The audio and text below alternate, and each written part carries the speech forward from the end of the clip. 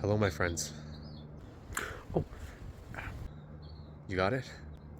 I know that times seem dark right now, and as the fires rage on, fear is sinking into the deepest roots of our hearts. Don't let it. It is a perfectly natural response to be afraid, but I want you to remember that we will overcome this. Take a deep breath, if you can, and just remember to focus on what truly matters in this moment right now, and that is your safety and the safety of your loved ones. If you don't know what is coming next and you're feeling lost and confused, believe in the hope of tomorrow. Please use this time to connect with your community, to reach out to your loved ones, and to stay grounded and do whatever it is that you need to do to feel safe. Allow yourselves to mourn, allow yourselves to grieve, allow yourselves to feel what it is that you need to feel. But we also must lean in on the resilience within us to start anew and to keep moving and to keep going. My heart goes out to all the families I wasn't able to help, and I promise I'm going to continue to do my best. And just know that we will come back stronger. Don't let that internal flame of hope burn out. Even in the darkest nights, amidst all the chaos, there's always a promise of a golden sunrise that comes the next morning. Stay strong, stay safe, and continue to believe in that tomorrow. All right, my friends, I will leave it to Clark to give you some practical information. I got to get back to it, but I'll see you around. thank you. All right, so yeah, practical things that you can do during pre-evacuation. Just make sure that you film a walkthrough of your place and all of the things that you own. So just in case anything does happen to your place, you'll have proof for your insurance companies. You'll have proof. What the things that you can do as well after you've recorded all those things is you want to pack a light bag that has all of your essentials. So if you're in an emergency purpose and you don't have a lot of time, or you actually get to evacuate and you just need to grab something and go, you'll have that pack. Okay. If you do have enough time and you're not in an exact emergency, and you can then get a tote or a suitcase and you can put some clothing in there and some hygiene products so that you know that you have at least your basic essentials if you're going to need to be away for a week or two. Obviously, you want to make sure that all of your technology is fully charged. All of your phones need to be at 100%, all your computers need to be at 100%, and if you have those spare battery bricks, batteries are a good thing to bring. Make sure that those are at 100% so that if you can't plug in your phone to an outlet, you can use those portable chargers and things like that.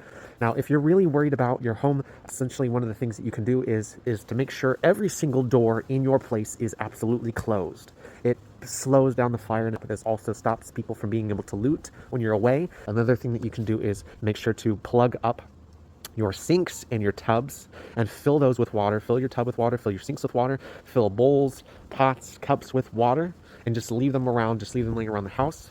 And make sure that you're getting rid of all the things that are flammable in your house. So anything that could potentially blow up, like propane tanks, oxygen tanks, things like that, like dry wood or dry grass or things like that, something that can be removed, then feel free to remove those things. And if you want to in pre-evacuation, if you don't want to wait for the evacuation, if you have been issued a warning, then feel free to leave and leave early and get ahead of the game and don't even worry about being in the chaos. Okay, make sure that you drive slowly.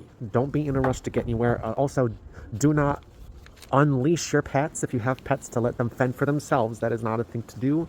You want to make sure that you are keeping your pets with you and bring them to a shelter if you are incapable of being able to provide for them or protect them. Post evacuation, and once you're at a place where you do land, make sure that you obviously call people and let them know that you're safe, let them know where you are, and there are shelters and there are emergency things that are available to you if you don't have anywhere to go.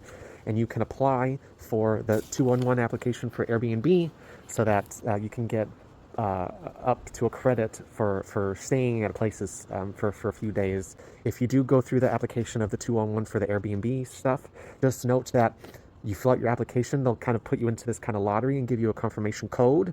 And that just means that they have received your application and they may not reach out to you for a few days.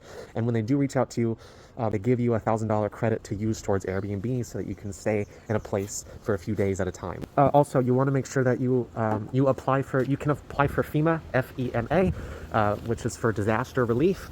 And if you do set up a GoFundMe account, just make sure that you're very cautious in the wording of what it is that you're asking for money from, because FEMA does go through all of the fundraising campaigns.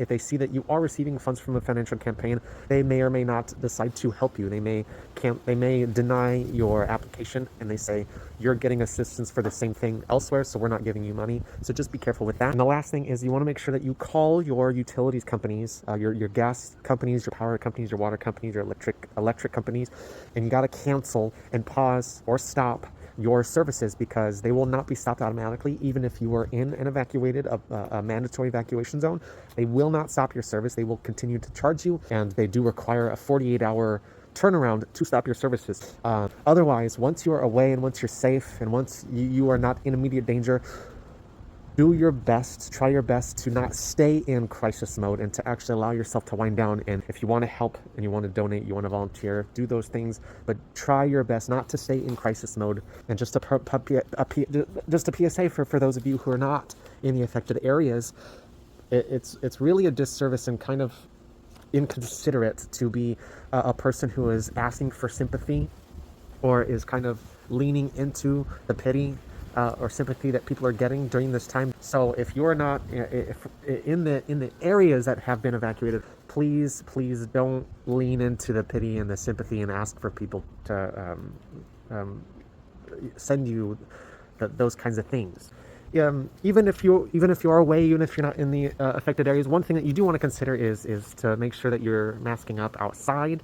This is just mainly because all of the stuff that has been burning up is obviously now going to be all in the air, and with all of these winds, all these chemicals, all these carcinogenic things, they're now in the air. They're being pushed around by the wind, and it is now settling over all of the cities and all of the places where the fires necessarily aren't. So just make sure that you're filtering some of the air that you do breathe. Just what Superman said. He has a way with words. We can only grow stronger together, and we'll figure it out. We'll get to the bottom of this on why this happened, and it's going to be the people, and it's the government that we get to demand the answers from, and see what can be done about these catastrophes. Yeah, so I hope that information was helpful to you, and we'll be okay. I promise we'll be okay.